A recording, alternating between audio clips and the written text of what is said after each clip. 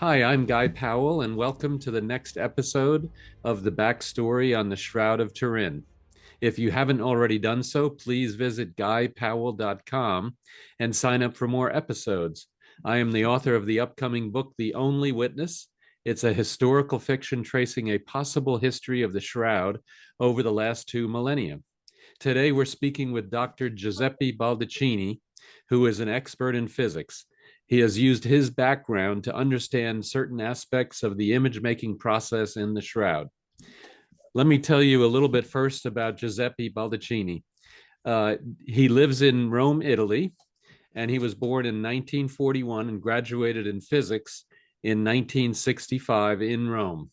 He carried out his research activities mainly at the ENEA Research Center of Frascati and the universities of Berkeley and Salt Lake City in the US.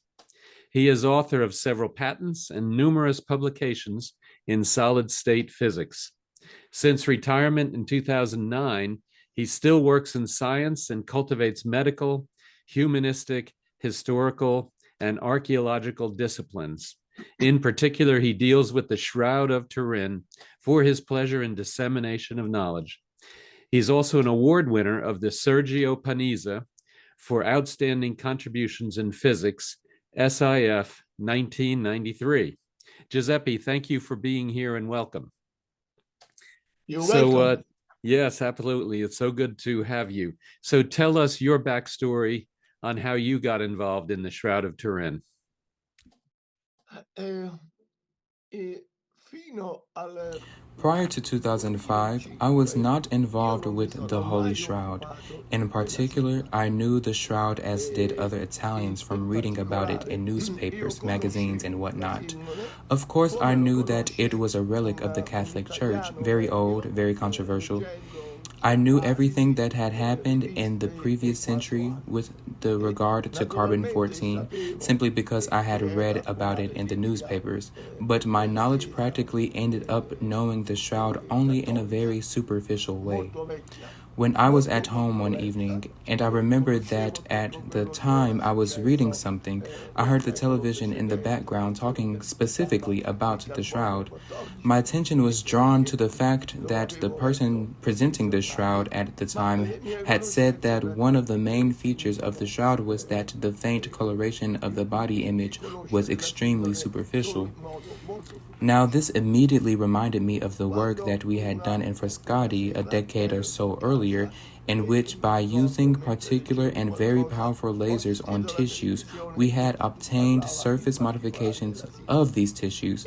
So this intrigued me to the point that when I went back to the lab, I went and looked for these previous works and found that the changes undergone by the tissues were extremely superficial.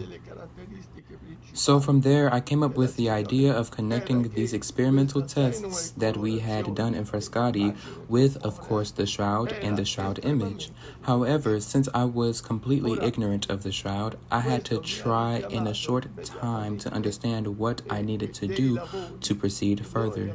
And so I contacted some experts at the time who were suggested to be a very dear priest friend of mine and friend of the family, in particular Professor Giulio Fanti. When we spoke, we had several intense phone conversations over the course of a few months. I immediately realized one thing, that to know the shroud and to know it well is extremely difficult, practically impossible, and I had neither the time nor the will to know everything about the shroud. So I limited myself to studying in greater detail only the shroud images. This is one of the properties among the most important ones of the shroud. This is because it's what the naked eye can see over the entire length of the shroud.